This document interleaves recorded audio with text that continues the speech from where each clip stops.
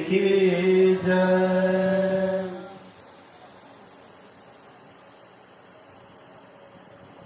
त्रिदिवसीय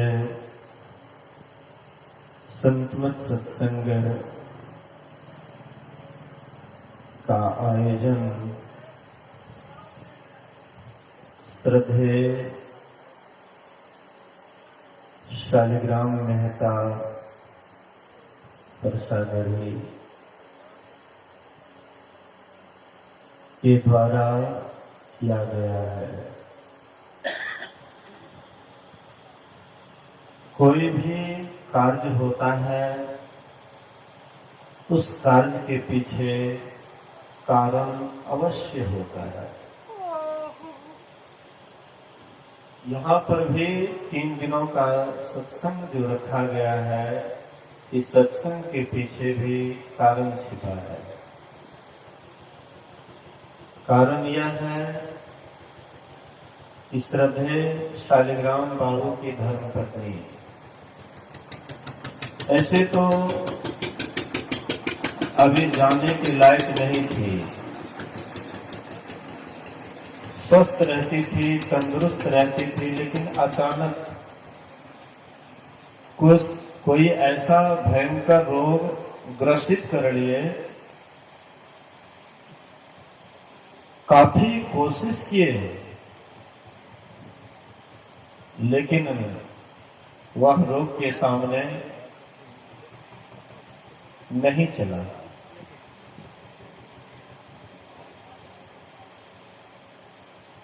किसी के रोग का आप इलाज कर सकते हैं, करा सकते हैं,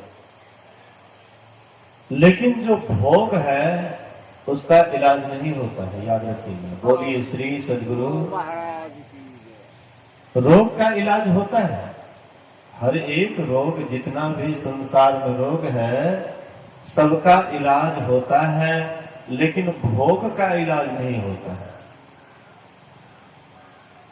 राजा धन्वंतरी का पुत्र बीमार पड़ गया और उन्होंने काफी इलाज किए, लेकिन इलाज के बावजूद भी जब उसका पुत्र मर गया, राजा धन्वंतरी सोचते हैं यह दवाई में रोग निवारक शक्ति नहीं है, बेकार का दवाई है, व्यर्थ की दवाई है। इसलिए वे सब दवाई को एक टोकरी में भर लिए और एक तालाब में फेंकने के लिए जा रहे थे। जैसे फेंकना चाहते थे, आकाशवाणी होती है, ए राजा धन्वंतरी, क्या कर रहे हो? बोले कि ये दवाई में रोग निवारक शक्ति नहीं, मेरा पुत्र मर गया, इसलिए इस दवाई को मैं गड्ढे में फेंक रहा हूं। आकाशवाणी के द्वारा आवाज होती है, ए राजा धन्वंतरी, तुम किसी के रोग का इलाज कर सकते हो, लेकिन भोग का इलाज नहीं कर सकते हो। जिसको जिस दिन जाना है उसको उस दिन जाना ही पड़ेगा, तुम उसको नहीं रोक सकते।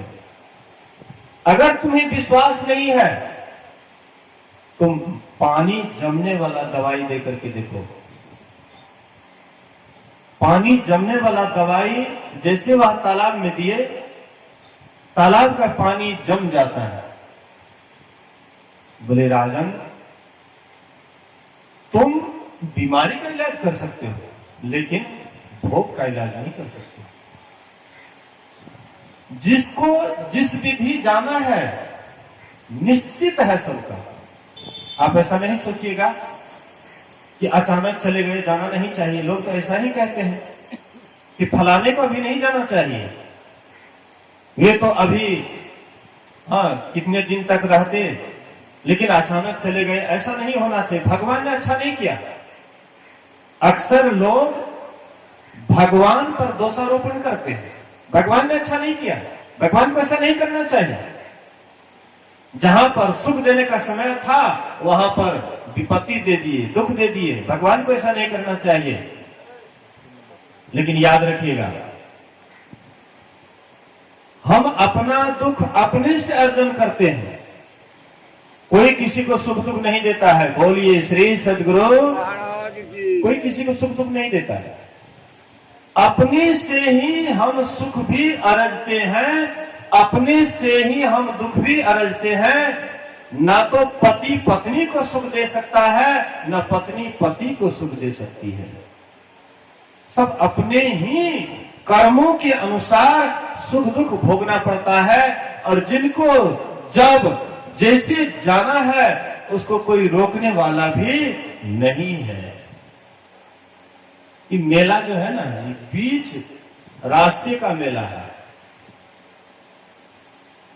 हम पहले भी अकेले थे, बाद में भी हम अकेले रह जाते हैं, और बीच में यही लफड़ा हो जाता है। इसी लफड़ा में हम पढ़ करके हम सोचते हैं कि नहीं, हम तो सबके साथ रहने वाले हैं, हमारे साथ सदा सब कोई रहेंगे। लेकिन कोई साथ नहीं रहता है, आपको अकेले ही जाना पड़ता है। और कर्म का फल जो आपने जो किया है उसका फल आपको स्वयं भोगना पड़ता है। इसलिए कभी भी भगवान पर दोषारोपण नहीं करना चाहिए। भगवान ने ऐसा किया, भगवान ने वैसा किया। भगवान दृष्टा है। दृष्टा मतलब देखने वाले। दृष्टा मतलब देखने वाले। आप अच्छा करिए तो भगवान वो भी देख रहा है, आप बुरा कर्म कीजिए वह भी भगवान देख रहा है। अच्छा कर्म कीजिए तो पर भी टुकुर टुकुर केवल देखने का काम करते हैं भगवान, और बुरा कर्म करते तो पर भी टुकुर टुकुर केवल देखने का काम करते हैं भगवान। ना तो आपको अच्छा काम में हस्तक्षेप करते हैं भगवान, और ना तो आपको बुरा कर्म में हस्तक्षेप करते हैं, रोकते हैं किसी को। कोई अगर सत्संग में आते हैं तो भगवान उसको रोकते हैं, तुम काहे सत्संग में जाते हो। और कोई वेश्यालय के यहां जाता है तो उसमें भगवान रोकते हैं कि तुम काहे वेश्या के पास जा रहे हो। भगवान आपको रोकते नहीं हैं। भगवान आपको कर्म करने में स्वतंत्र कर दिए हैं। आपकी मर्जी है। अगर आप दुख अर्जना चाहते हैं तो अशुभ कर्म आप करते रहिए।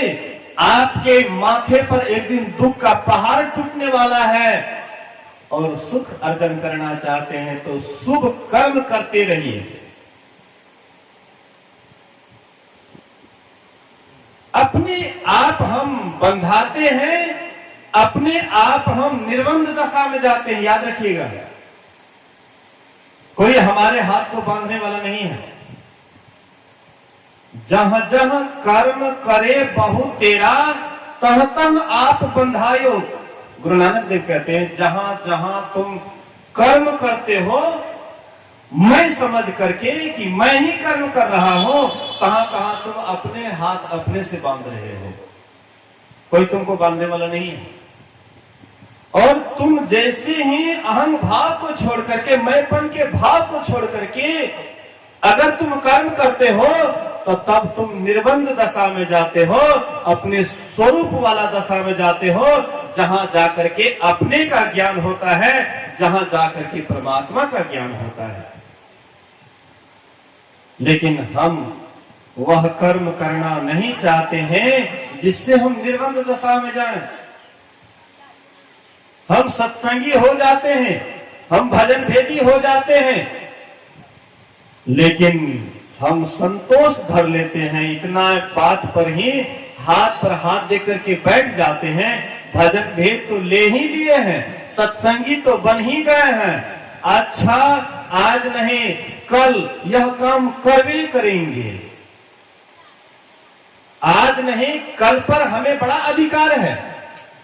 आज हम नहीं करेंगे, आज हमारे पास में ध्यान करने का फुर्सत नहीं है, आज हमारे पास में सत्संग करने का फुर्सत नहीं है, लेकिन कल कर लेंगे। कल पर हम टालने के लिए बहुत जानते हैं, और ऐसे कल पर टालते टालते कई जीवन हम आपका व्यर्थ ही चला गया और ये भी जा रहा है हाथ से। जो पूंजी मिला है ये भी पूंजी हाथ से निकल रहा है। एक आदमी को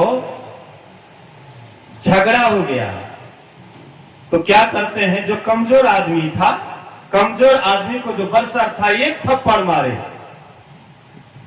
तो कमजोरा कहता है मर्द छीतर, फिर एक बार मार के दिखाते, फिर दोबारा थप्पड़ दे दिए। कहते मर्द छीतर एक बार और मार के दिखा, दोबारा मार दिए। मतलब वो बोल रहा है इधर से थप्पड़ पर थप्पड़ मार रहा है। वैसे हम आप भी यमराज का थप्पड़ पर थप्पड़ खा रहे हैं और कहते एक बार और मार के देखो। यमराज दे रहा है थप्पड़, थप्पड़ मार मार करके नरक में डाल रहा है, थप्पड़ मार मार करके स्वर्ग भोगा रहा है, थप्पड़ मार मार करके 84 लाख योनियों में भेज रहा है। हम कहते और एक बार थप्पड़ मार के देखो तो। हम बहुत चतुर हैं, हम बड़े चालाक हैं। हम सोचते हैं कि बड़ा चतुर चालाक हैं, लेकिन ये चतुराई कहां तक चलता है। आज वह माई जी, आज वह माता जी हम लोगों के बीच में नहीं, कहां चतुराई है। लेकिन वो भी बहुत चतुराई करती होगी।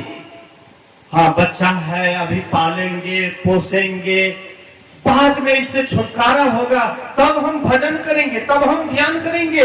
ऐसे ही मन में सब कोई संतुष्ट होकर के कल पर छोड़ते जा रहे हैं, समय बीतते जा रहा है। गुरु महाराज कहते हैं सुन लो कान खोल करके, दिन बीतत जावे आयु खुटावे, भजो भजो प्रभु नाम, भजो भजो प्रभु नाम प्यारे हो, भजो भजो प्रभु नाम, दिन बीतत जावे आयु खुटावे, भजो भजो प्रभु नाम। परिजन धन सारा सुत वित दारा, नहीं आवे को काम। आज है माता जी को सुत वित दारा, सपन है सारा, सपना हो गया ना। बेटा है वो भी टुकुर टुकुर देखते रह गया, पति है वो भी देखते रह गए, परिजन कुटुंब परिवार सबके सब देखते रह गए। परिजन धन सारा सुतवित दारा, नहीं आवे को काम, कोई काम नहीं आया। लेकिन बहुत मन में संतोष बांध करके रहती होगी कि सब काम आएंगे। हम आप भी बड़ा संतोष धर करके बैठे हुए हैं, हाथ पर हाथ दे करके, हाँ जरूर काम आएंगे, क्यों नहीं काम आएंगे। हम उसका लालन पालन करते हैं, हम उनको पढ़ाते लिखाते, क्यों नहीं काम आएंगे। आपको और काम तो आएंगे। हाँ भले ही बीमार होगी, उस समय में पति है, पुत्र है, पुत्री है, वे लोग देख रेख करते होंगे, लेकिन अंत समय जब बिछड़न का समय आया कोई काम नहीं आया। अंत न आवे कामा, परिजन धन सारा।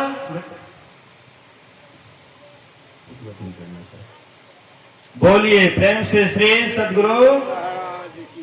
जितना देर कभी हम उतने देर बोलिए, लेकिन उठ कभी आधे घंटा आधे घंटा, लेकिन उठा बैठा सबके सोचता है। बोलिए प्रेम से श्री सदगुरु। गुरु महाराज जी कहते हैं दिन बीतत जावे आयु फुटावे, भजो भजो प्रभु नाम, परिजन धन सारा सुतवित दारा, नहीं आवे को काम, निज तन छुटी जावे, काम न आवे, यह जग दुख को धाम। कहते हैं यह संसार क्या है, दुख का धाम। बचपन में बच्चा जब छोटा रहता है तो किसी से उसको लगा होता है।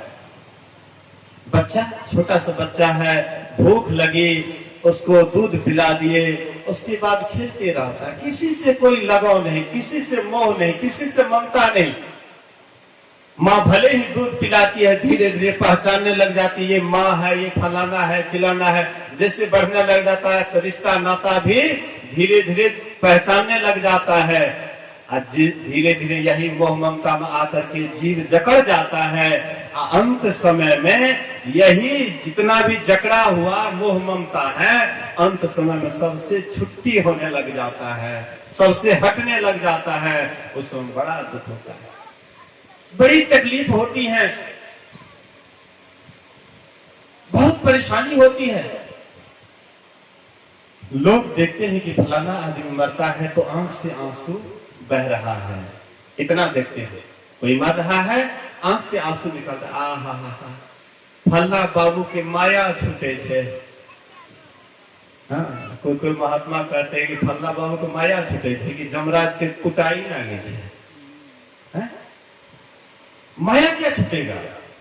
मतलब यमराज का कुटाई लग रहा है, और जिससे आप जुड़े हुए थे जिंदगी भर, उससे आपका अलगाव हो रहा है। उसमें बड़ा दुख, बड़ी तकलीफ है। संत महात्मा कहते हैं, अगर प्रेम करना है तो राम से प्रेम करो। प्रेम अगर करना है, ममता अगर रखनी है तो राम से ममता रखो। अंत समय में तुम्हें काम आएगा राम, और बाद बाकी कोई काम नहीं आएगा। ममता एक राम सो, समता सब संसार। सबको एक समान देखिए, माता है या पिता है, भाई बंधु, सब एक समान है। सबसे प्रेम कीजिए, सबसे स्नेह कीजिए, लेकिन अंदर से लगाओ, अंदर से प्रेम, अंदर से जुड़ाओ एक राम से रखिए। तब उसको शरीर छोड़ते समय में तकलीफ नहीं होती है। जो राम से जीते जी स्नेह लगा लिए हैं।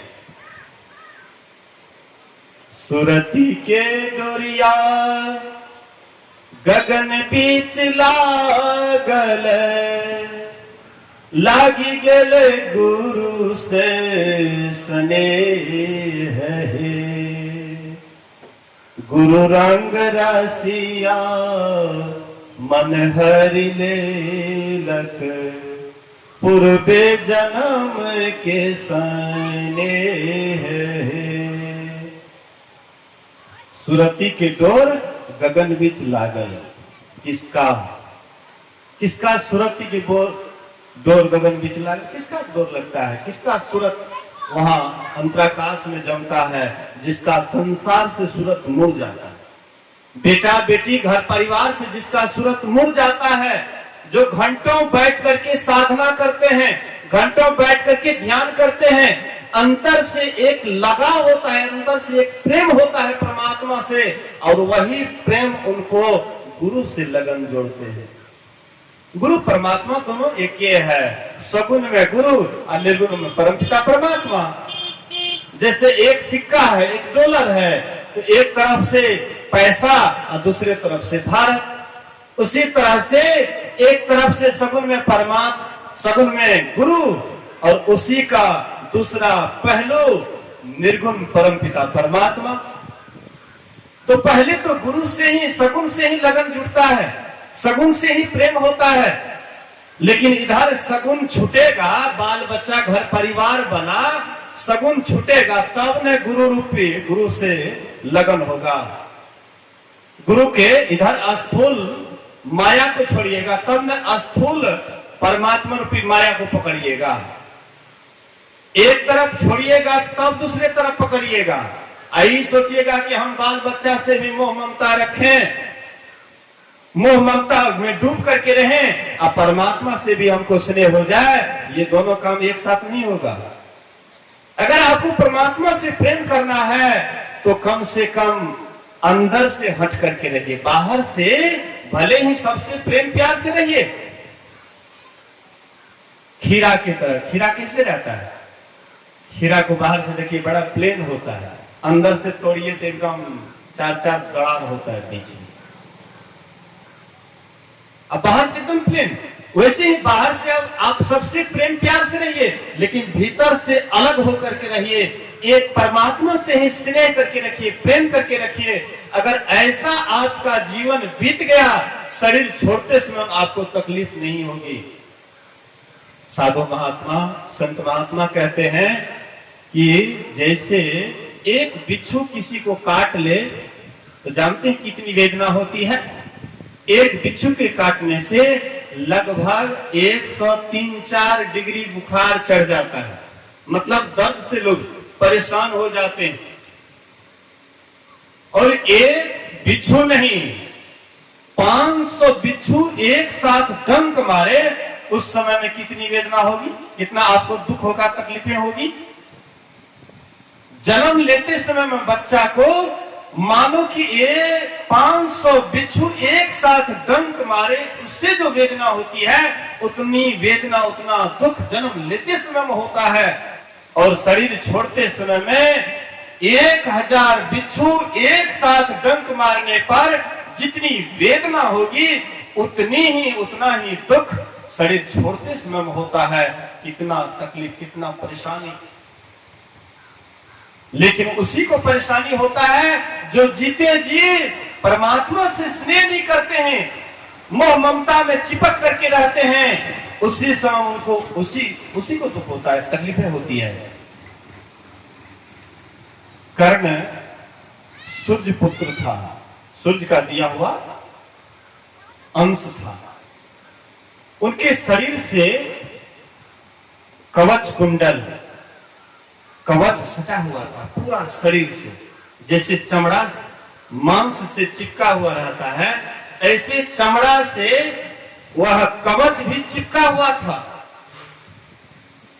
अर्जुन और कर्ण की लड़ाई होगी, और अर्जुन इंद्र के अंश थे, इसलिए किसी तरह से कर्ण मारा जाए। इसलिए कर्ण भिक्षु का वेश बना करके कर्ण के पास गए और कहते हैं कि मैं तुमसे कुछ मांगने के लिए आया हूं। बोले कि क्या चाहिए आपको?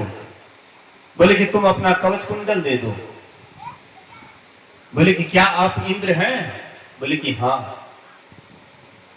खैर आप कोई भी हैं, लेकिन आप मेरे यहां मांगने के लिए आए हैं, तो मैं कभी भी मांगने वाले को निराश नहीं करता। चाहे मेरा प्राण चले जाए तो कोई बात नहीं है। मैं जानता हूं कि मेरा आप कवच कुंडल ले लीजिएगा तो अर्जुन जीतेंगे, मैं मारा जाऊंगा, लेकिन इसका मुझे गम नहीं है। लेकिन आप मांगने के लिए आए हैं और मैं नहीं दूं, ये कर्ण से कभी नहीं हो सकता है।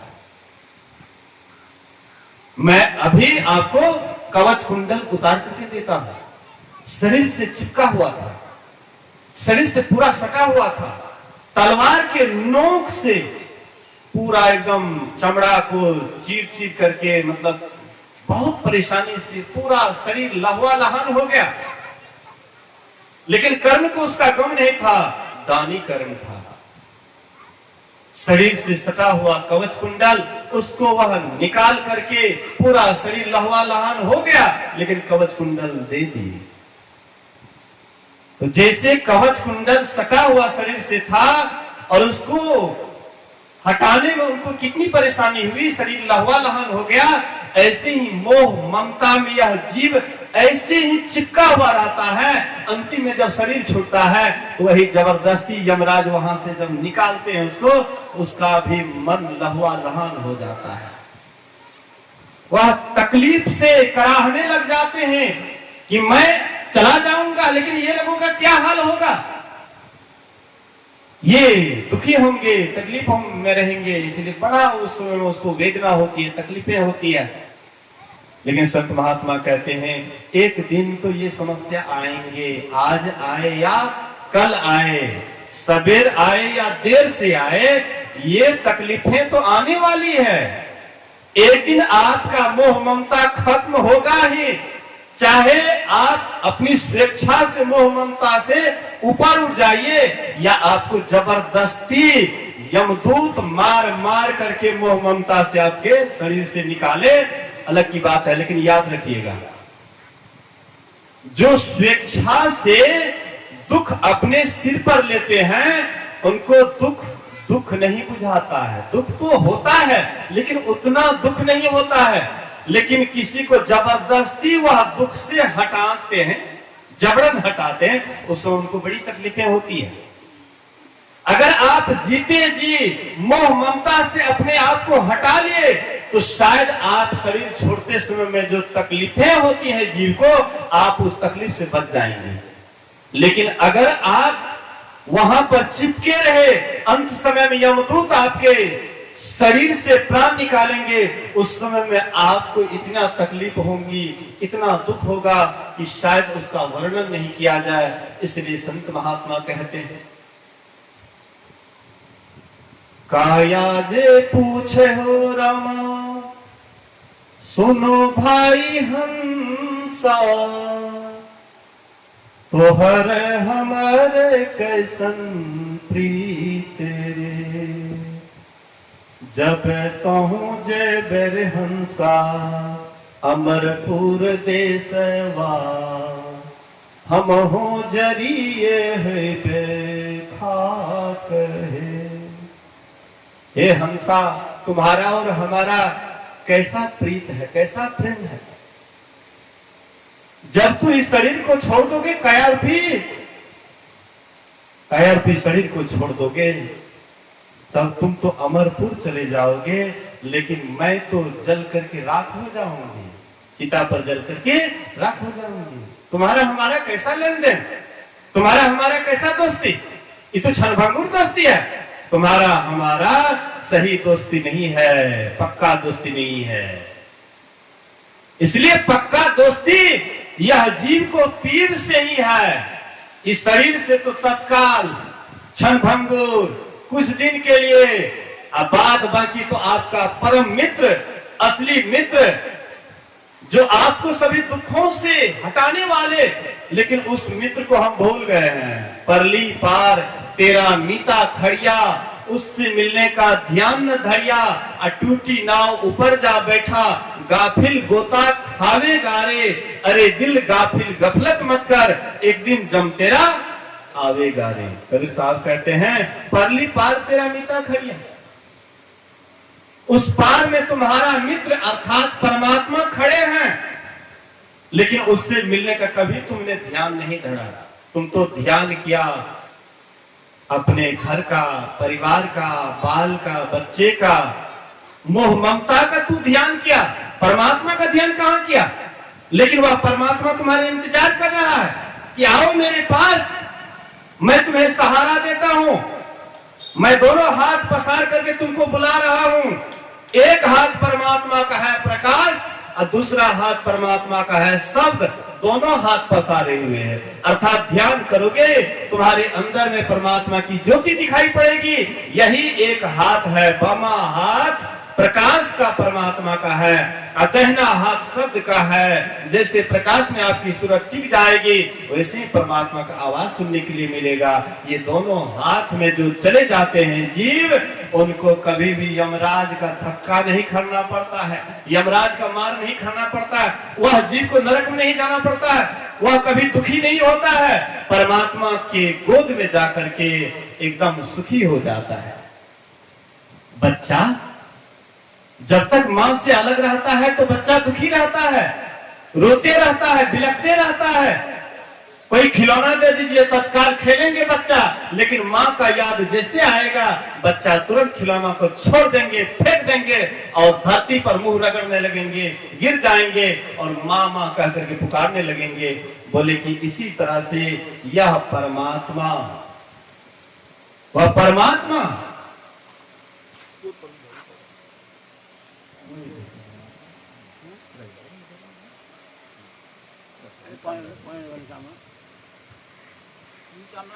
बोलिए प्रेम से श्री सद्गुरु। तो जैसे वह बच्चा मां के गोद में चला जाता है तो बच्चा अपने को सुखी पाता है, अपने को प्रसन्न पाता है। ऐसे ही यह जीव रूपी बच्चा भी जब तक परमात्मा रूपी मां के गोद में नहीं चले जाए, तब तक ही सदा दुखी ही रहता है। इसलिए हम आपको इस दुख से बचना है, इस तकलीफ से बचना है, तो हम आप भी परमात्मा का ध्यान करें। हमारे ऋषि मुनि, प्राचीन काल के ऋषि मुनि त्रिकाल संध्या बतला गए हैं कि गृहस्थ आश्रम में रहकर कम से कम 3 समय ध्यान करो। भजन भेद लिए हो, 3 समय ध्यान करो। भिनसर में जब नींद टूटती है, कम से कम 1 घंटा भिनसर में बैठो, उस समय कोई काम नहीं होता है। जब आप स्नान करते हैं तब आप समय के अनुसार चयन कर लीजिए कितना देर बैठना है, और जब आप संध्या वंदन का समय, जब सांझ बाती देते हैं, उस समय में ध्यान करिएगा। कम से कम त्रिकाल संध्या अगर नियमित रूप से कीजिएगा तो देखिएगा कुछ दिनों के बाद आपके अंदर मोह ममता में कमी आने लगेगी। जो जुड़ाव होगा, जो आपको बाल बच्चा से लगा होगा, लगाव में कमी आने लगेगी। यही आपका प्रेम उलट जाएगा परमात्मा की तरफ। अभी जो बाल बच्चा से प्रेम जुड़ा हुआ है, यही प्रेम उलट करके परमात्मा से वह प्रेम हो जाएगा। तब बाल बच्चा से भीतर से आपको उतना स्नेह नहीं रहेगा, प्रेम नहीं रहेगा, और फिर अंतिम यात्रा में आप आराम से यहां से जाएंगे, खुश होकर के जाएंगे, प्रसन्न होकर के जाएंगे। अच्छा, मान लीजिए किसी बच्ची की शादी होती है, तो शादी होने के बाद बच्ची वह खुश होती है कि दुखी होती है? खुशी होती है ना। शादी होती है, मतलब मनोनुकूल बढ़िया घर बर अगर मिल जाता है, लड़की अगर सही सलामत है, हाँ, ईमानदार से सब दिन रही है, और सही जगह मिलने के बाद वह लड़की रोती है, लेकिन रोना कोई मतलब ये नहीं है कि वह दुखी होकर के रो रही, खुश होकर के रो रही है, अपना घर जा रही है, अपने पिया के घर जा रही है, इसलिए प्रसन्न है, खुश है। रोना तो एक दिखावटी है। इसी तरह से यह जीव भी परमात्मा के धाम जाए, ये काहे के लिए रोएंगे? लेकिन यहां से लगाव जो होता है संसार से, इसीलिए रोता है। इसीलिए लगाओ, जुड़ाओ, हम जीते जी इसको हटाने की कोशिश करें, और इसके लिए संध्या वंदन करें, ध्यान भजन करें, समय के साथ साधना करें, समय के साथ ध्यान करें। अगर समय के साथ हम सब काम करेंगे तो हम यहाँ भी प्रसन्न से रहेंगे, आनंद में रहेंगे, और यहाँ से जाएंगे तो ये आनंद कोई नहीं छीनेगा। सब कुछ आपका छीन लेंगे, लेकिन ये भीतर का आनंद कोई नहीं छीनेंगे। लेकिन वह भीतर का आनंद, आप यहां अगर आनंदित है तो वहां भी आप आनंदित होंगे, सदा आनंद में रहेंगे। तो बहुत बातें हैं, लेकिन बहुत बात की तरफ नहीं जाना है। अभी जो सुने हैं इसी को बढ़िया से अपने जीवन पर उतारेंगे, और बीच में ध्यान का भी समय सामूहिक रूप से रखा जाएगा। विचार करके यहाँ के जो साधक सत्संगी हैं वे लोग आप विचार करके रखेंगे। मेरा 2 महीना मौन का होता है, आश्रम पर ही खास करके प्रयास करता हूँ अस्थायी रहने का। लेकिन जो अधिक जुड़े हुए सत्संगी हैं उनको नाम भी नहीं कह सकता। कल ही गुरु पूर्णिमा हुआ, और कल के बाद आज से मेरा मौन व्रत चालू है। तो आप लोगों को बस आवश्यकता अनुसार जिससे हम आपका कल्याण हो उस बात को रखें। अब बात बाकी जो है मतलब ज्यादा बोलना भी अच्छा नहीं है, मौन रहने से साधन भजन में बल मिलता है। तो आइए अब आरती की ओर चलें, और यहाँ के जो सत्संगी हैं अपने ही चयन करके कोई समय रखेंगे ध्यान का। फिर अपराह्न सत्संग है मुख्य रूप से, और कल का पूर्वाह्न सत्संग करके यह बैठक समाप्त होगा। तो सब आदमी जिस समय में सत्संग हो, एक बात याद रखिएगा, जब सत्संग का समय हो जाए सब काम को छोड़ दीजिए। उससे पहले कोई आवश्यक काम करना है, घरेलू काम करना है, कर लीजिए।